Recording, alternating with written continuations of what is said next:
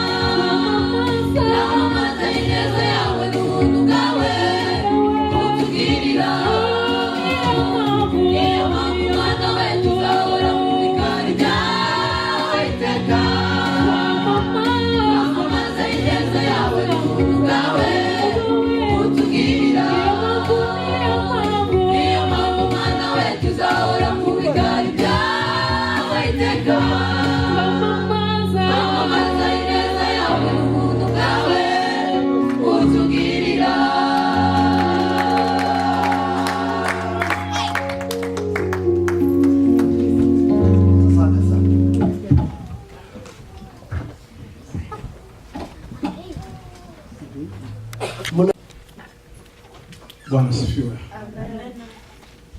Dushimye Imana ko Imana yaturinze turindira ahatandukanye mu bikorwa bitandukanye, ariko Imana yo mu ijuru Imana ishimwe. Amen. Ubundi dushimye kuko tubonetse abangana gutya uza kumva ijambo ry'Imana, kuko ni zo kurya rizima. Aha muri iki gihugu ni igihugu kibamo ibyo kurya byinshi cyane, ariko uza usanga abantu bagituyemo baza basa n'abanyiriza, kandi habamo ibyo kurya byinshi. Uti gute? Ni ukuvuga ngo buri mwanya wose baza barya, ariko ntibahake. Ni ibigaragara yuko ibyo baza barya ntibihaza, bikaruha bikageza kurira no mu nzira, mu muhanda, mu modoka, ku maguru, urahura n'umutaya. Uko se yabuze umwanya wo kurya cyangwa yabuze ibyo kurya rya bimuhaza?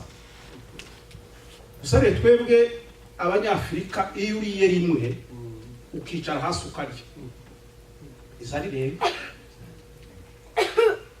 uzurya ugahaga ukarikiraho.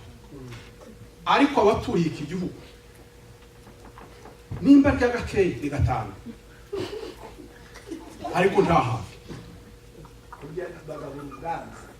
ni ubwanza. Ni ukuvuga ngo umuntu wese ugabura ubwanza, ni ukuvuga ngo imunzu rimwe na rimwe haba harimo n'inzara,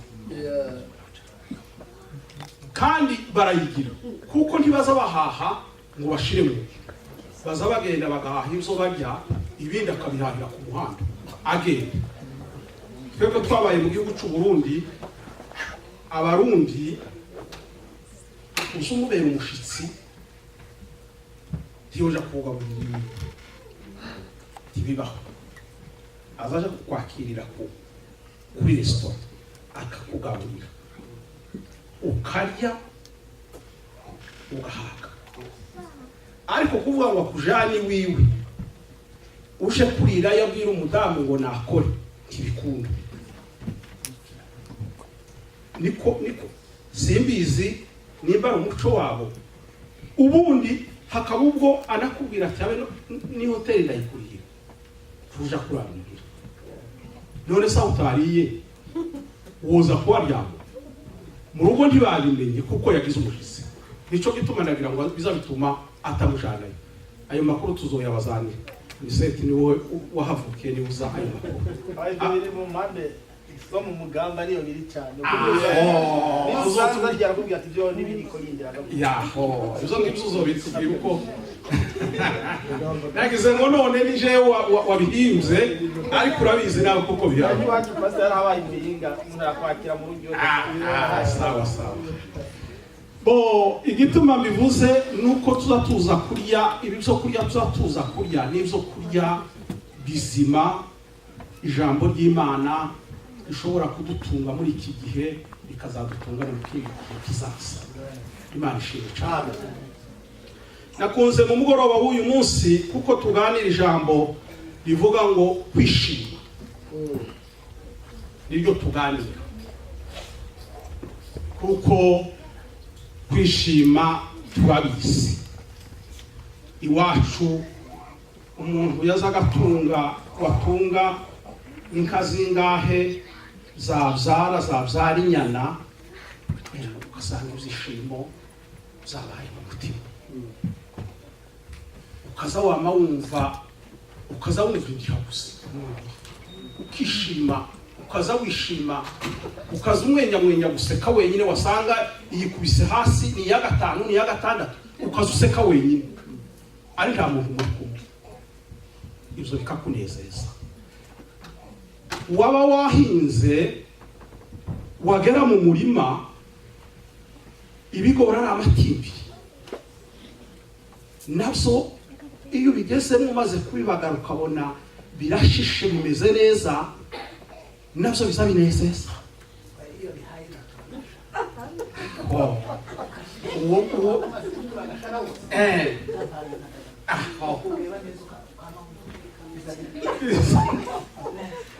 Ukumva ibyishimo bikagusaba, ukazubura ubwira, ariko mu mutima wawe uhaye wumva ushaka gusimbagurika.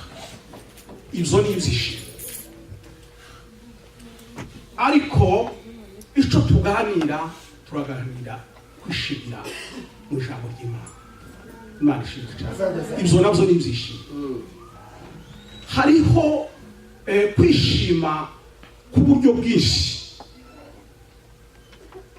ariko ubwo ngubwo rero icyo turaganira uburyo bwo kwishimira mu Mana. Usoma ijambo ry'Imana hano, turasoma ahantu habiri mirongo migufi. Zaburi ya 44 no ku murongo w'9 ni umurongo wonyine. Turasoma hariya mu Bafilipi 4 no kuri 4. Imana niyo twirata umunsi ukira, kandi tuzashima izina ryayo iteka ryose. Amen.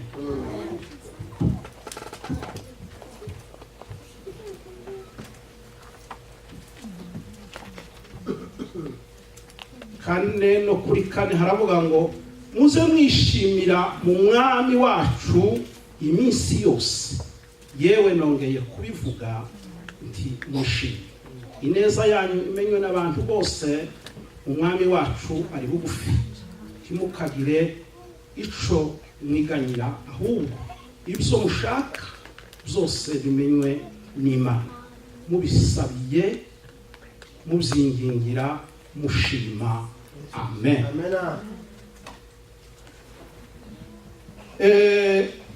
Dusomye ijambo ry'Imana ryiza ryo gushima. Gushima ni kwiza. Habe n'uwaguhaye inka aza kuba mu bitekerezo. Ubu ngubu niho umuntu basigaye bamugabira. Sinzi icyabaye, kwirahira ntibikibaho. Umuntu asigaye heza ubundi ukaba wamuheza $1,000, wamara kukimuheza ndetse yazasigara agasubira akakubwira ngo uzomwongera utazimuha, hakazasigara gutuka, hakavuga ngo twadufaranga kabaza bohereza amafaranga uwo wahaye niwe muzamukosa. Ntimurabibona? Uzumwohereza ukamwohereza $100, wamara kurimwohereza hakabuguhitisha amezi 5 mudasubira kuvugana. Yasubira kuja kukubwira akakubwira ngo ariko nimba ari uwimuhira, akamukubwira ngo ariko umuntu wabiye muri Amerika ngo $100. Ntuzi ibibazo ufite ngo none uratekereza ngo $100 ngo twumanire iki? Uwo muntu aba yashimye. Ariko umuntu yazaga ahabwa akamasa gacutse k'idolari 50, uwo nguwo akamutekereza akumusakira gusa konyine, akagenda akagasaka umwanya w'ibigori azarya, akicara agatekereza akavuga ngo ndakayangamira intama gusa igitungwa, agashima ngo yamuguha wenda.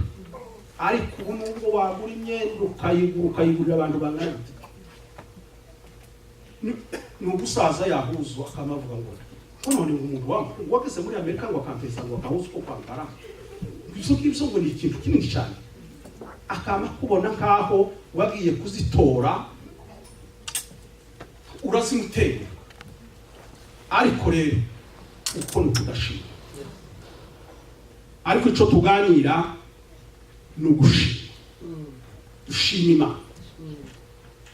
Hariho koko abantu baza bashima, umuntu akashima ubwenge bwe, ugasanga umuntu yarize agashima yuko yize, yazareba abandi akabagaya. Ariko abakuru baravuze ngo utazi ubwenge ubazashima ubwe. Ukishima na bwa bwenge bwawe ukavuga ngo ibyo ari byo byose ni jewe ntaravuga ibintu biratungana. Abandi bakishimana ubutunzi waba watunze iwaciriye ruguru mu misozi, waba ufite inka nyinshi n'imfizi, inama yaterana n'akataraza irya nyuma ntiriravuga. Ibyo turabizi. Noneho abantu bakamushima nawe akishima, yazagera mu bandi akamavuga ngo ndashitse, kugira ngo bumve abandi bose. Abakene bagaceceka, n'abakene bakenanye ijambo aribo baza baca imanza ngo barinze cya gifu gitunze. Siko biza bigenda. haba mu mugabo mwene wagize yazaga kimanza cyane byose ugiye hayaga karaza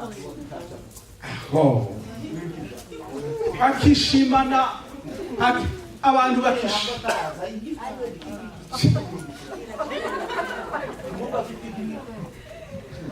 Noneho urumva kuko ni ibifatika.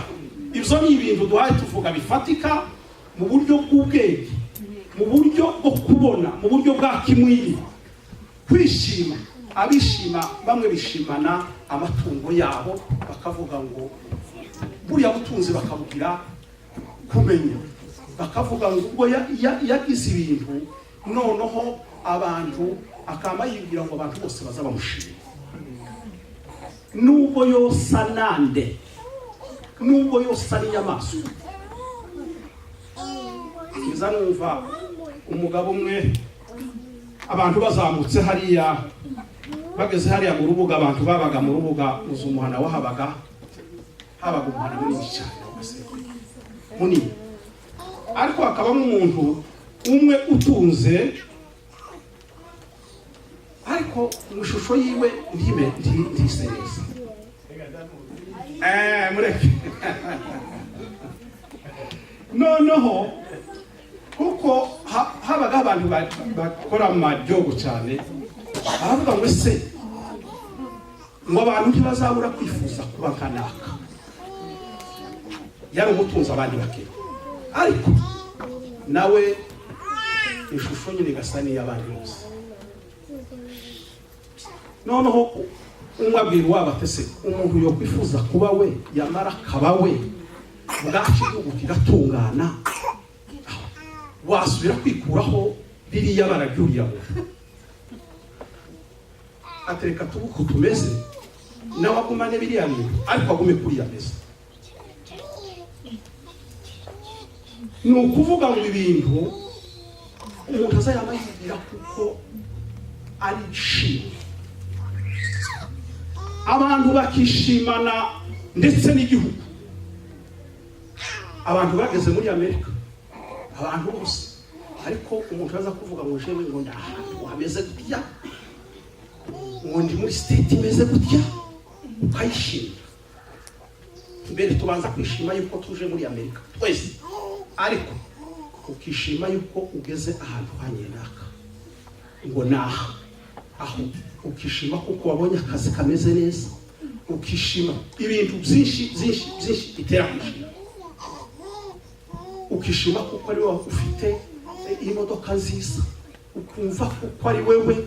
Mwese zazibajana zikabashitse, hari uzisiga mu nzira, bose zazibajana zikabashitse. Iyo bagiye ugize ikibazo na ya yindi zizi zimubwira ikibazo, ariko ukamusanga umuntu yagira ikibazo. Ariko ijambo ry'Imana ryatubwiye ngo tuze twishimira mu Mwami. Yesu ashimwe cyane. Paulo yandikira Abafilipi arababwira ngo, yaravuze ngo ku 8 no ku 35 ukageza kuri 36 haravuga ngo nico cyatuma niki cyatubuza kwishima, niki cyatubuza kwishima. Abantu baza bananirwa kwishima bakagira ikibazo, ngubwo bakenye bakagira ikibazo, ibyishimo bigashira pe, ndetse n'ubwenge n'ijambo bigashira ngubwo wakenye. Ariko ntuze ejo kuzagomeza, ejo hawe Imana nihaze. Yesu ashimwe. Paulo arandika aravuga ngo niki cyatubuza kwishima? Ese ni ukwambara ubusa, ni inzara, ni amakuba, ni intambara? Niki cyatubuza kwishima?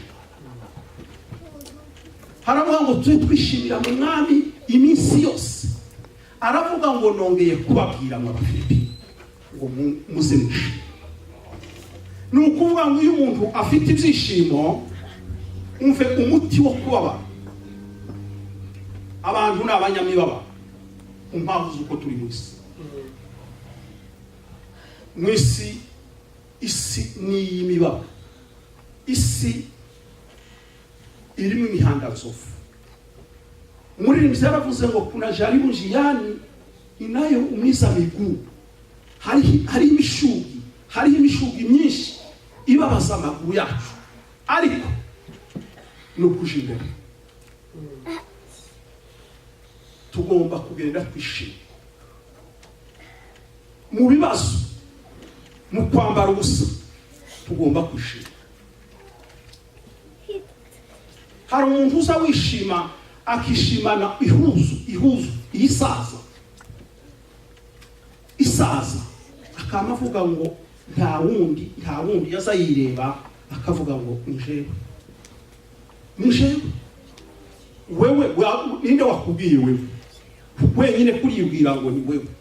None se ubwenge bwawe ko ariko bakubwira ngo ni wewe? Ninde wakubwiye ngo wewe wenyine gusa? Umugabo umwe yavuye mu Gaturika, yamafa mu Gaturika ngo nabasaza ngo azagenda ngo yambaye ihuzuye ngo yashika ngo akabura ngo bamurebe, akagenda yapashije. Urabona Abaturika ni abasaza.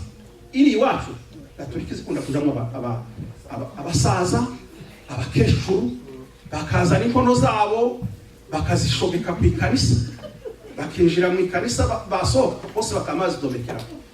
None arareba atese ihuzu zaza nambaye kaza napashije muri aba basaza nta uzuri ninde uzushi ati nta. None uko ntawe umutima uramubwira ngo reka vuba, arasohoka ati nje mu baporo niho nza kubona abantu baza kwikokira, ajanwa gusa no kuvuga ngo azaje kwambara mu zuye baporo. Nico cyamujana. Kandi si umugani, n'umuntu wari utuye hariya Uvira, umugabo kuye kuko yarashaje, yari n'umutunzi umunyakizungu cyane.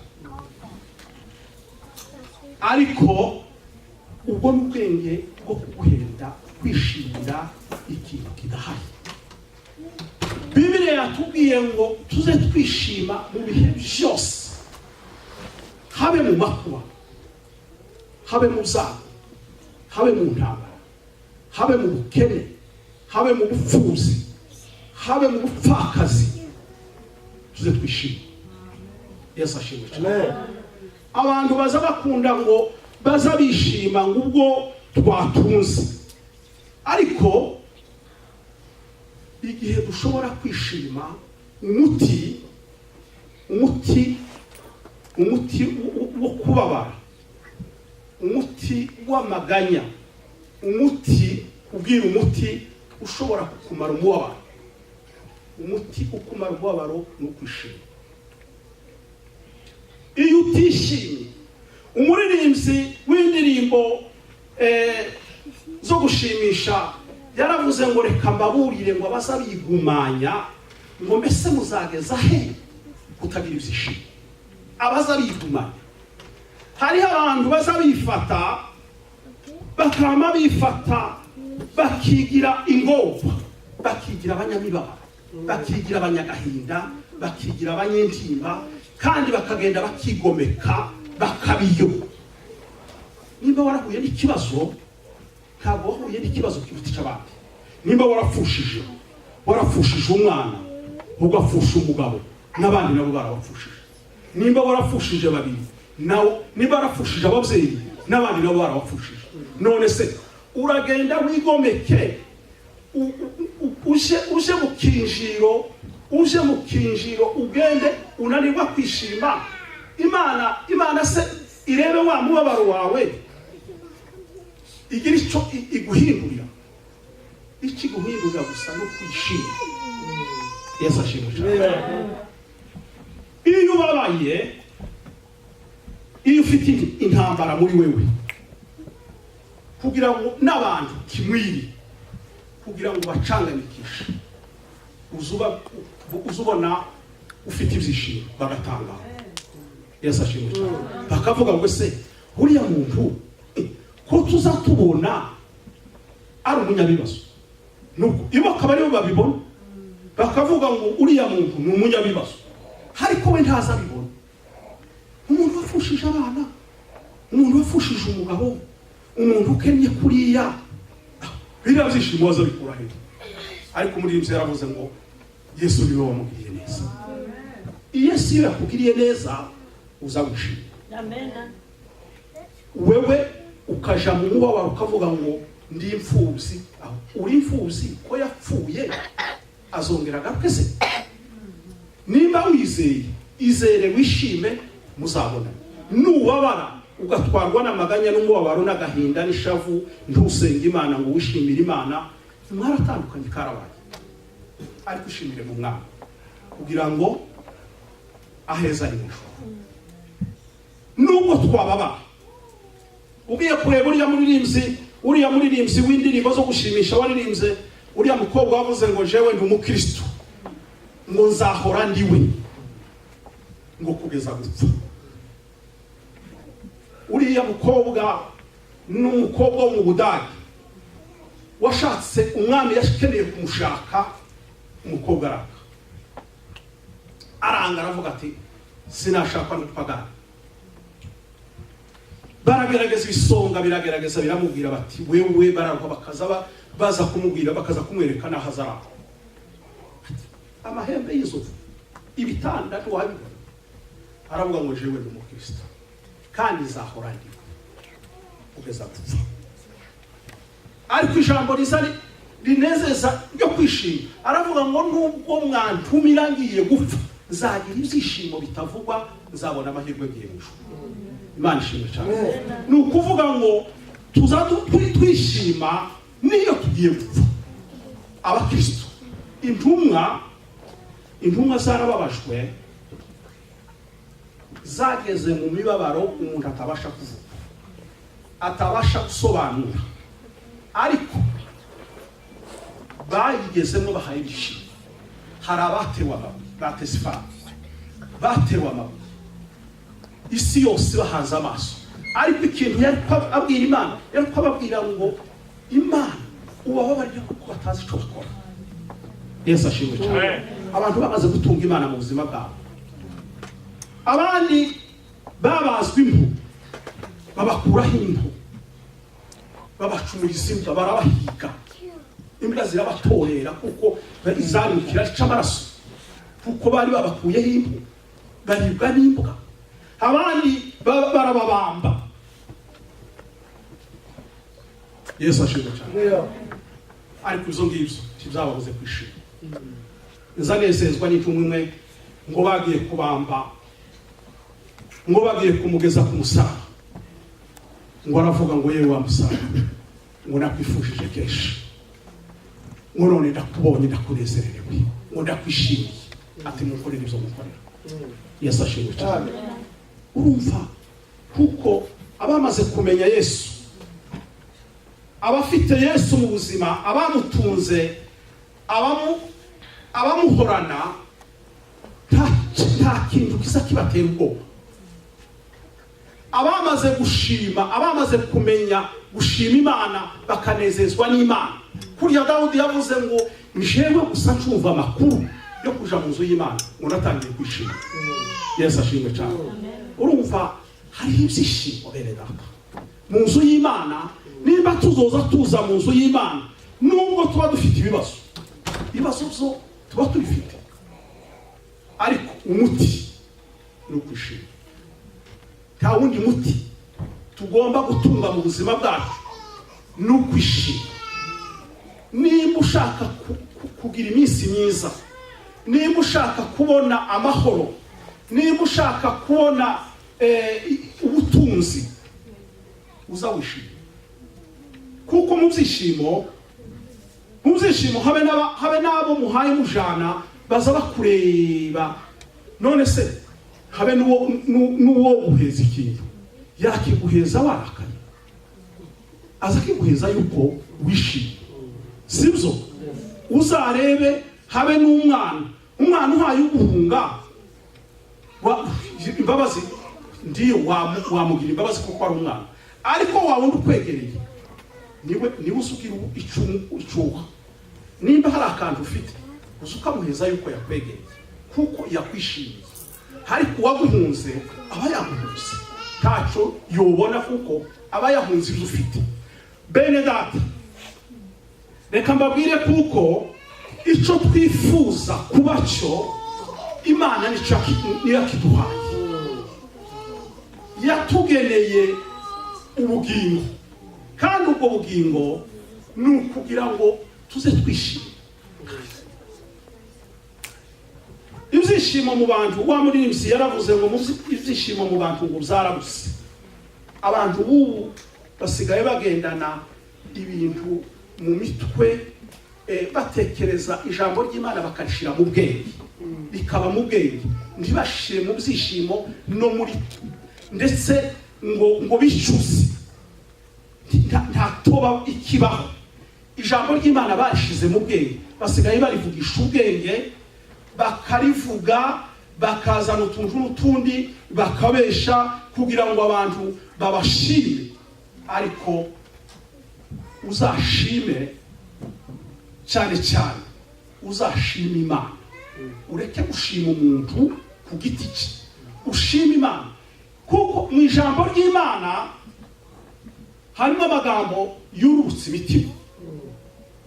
Kandi muri ibyo byishimo, iyo umuntu akuzaniye ibyishimo akakubwira ati mwene data, muri uyu mubabaro ibintu bizagenda gutya, ugatangira kumva kuko ibyishimo bitangiye kuza, umva utese bigenze gute ko numvise umubabaro nari mfite. Tuganiriye.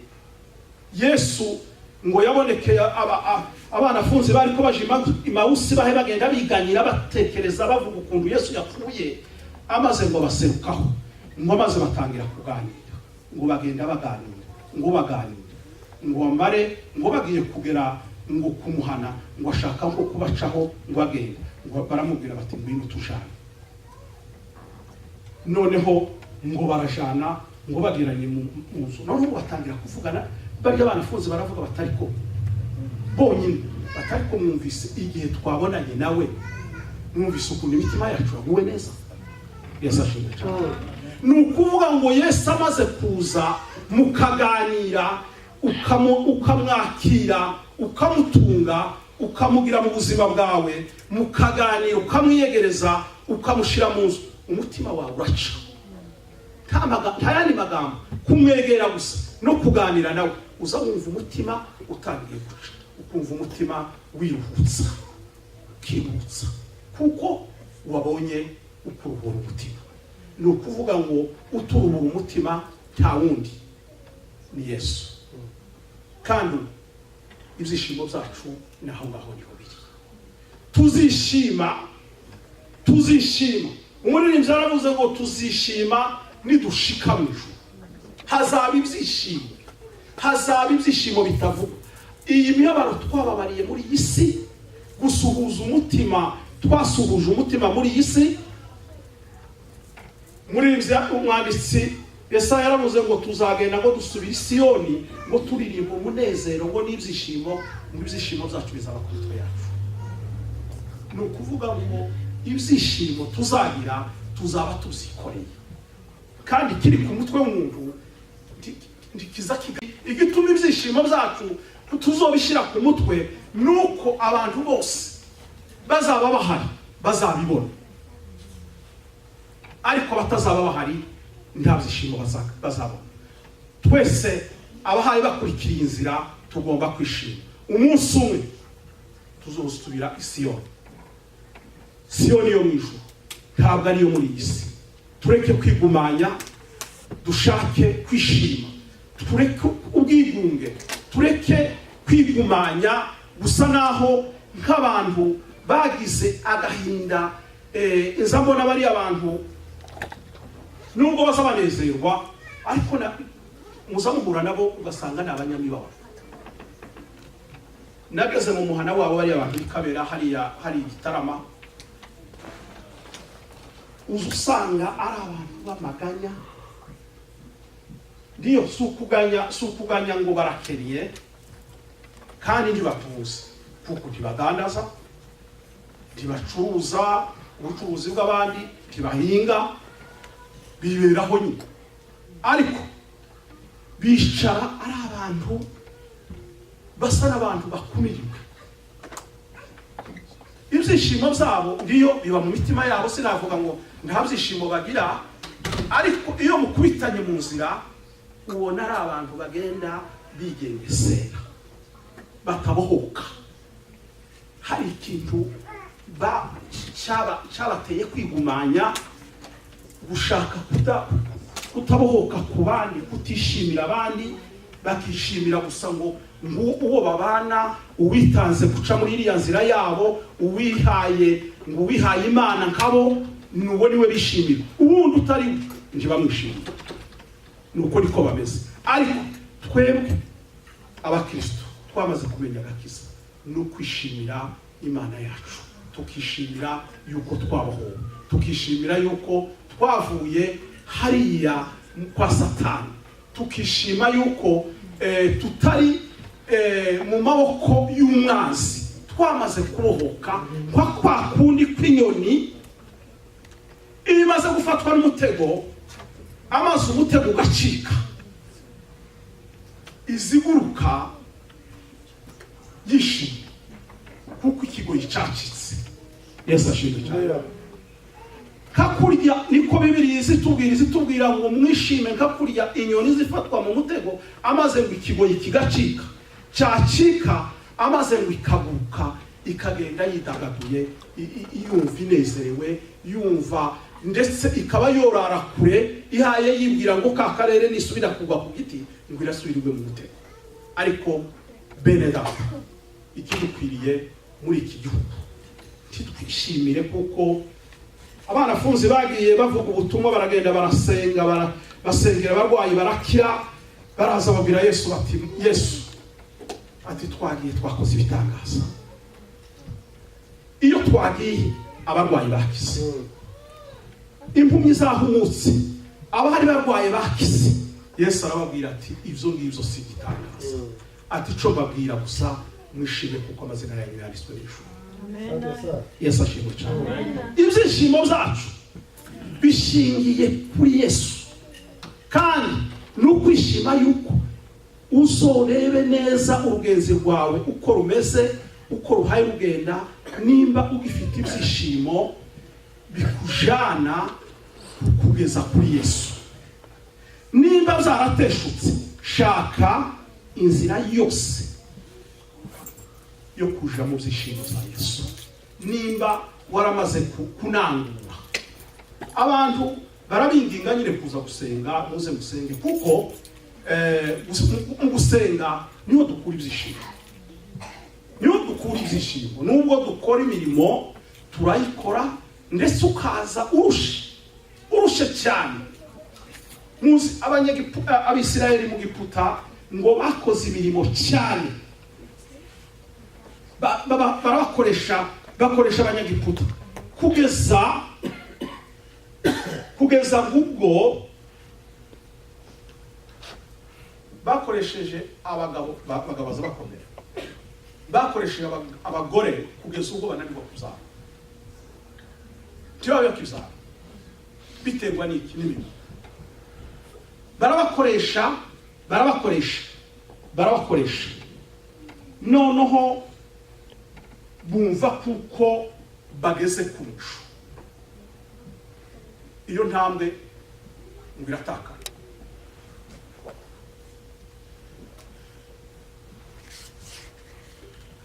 Gukora hari imirimo imwe ishobora kuba ikazana ingaruka, kandi irahari, habe no muri iki gihugu. Bariya bahaye bakorera muri ariya makampani yandi.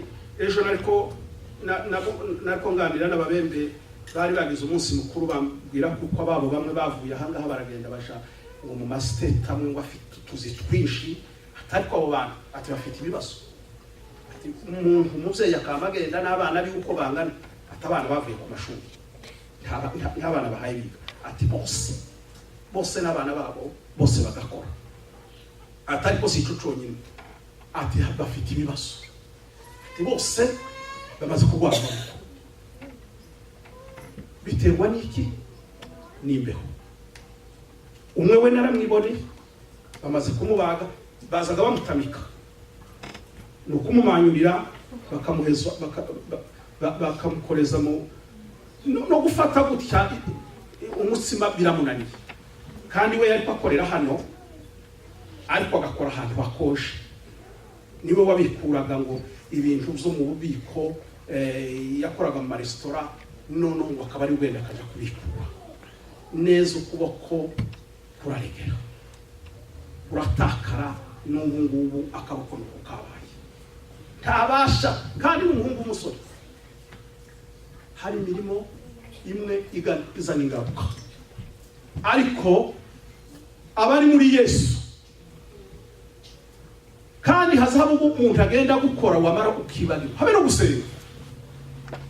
Mu mubiri wawe hatakibamwo kwishima, wowe usenga, kuryama ukaburya kw'ivumbi.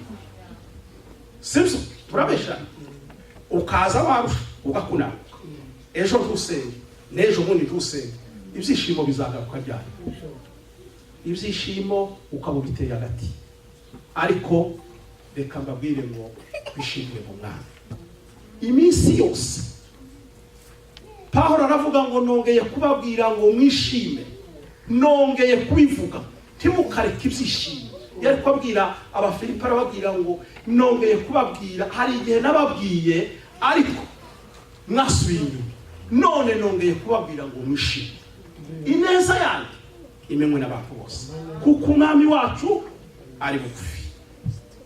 Ntimukiganire muhaye ibitekerezo byanyu biri ku Mana, muza mubihanga Imana. Ibindi byose, ibyo ufite byose n'Imana yari guhaye.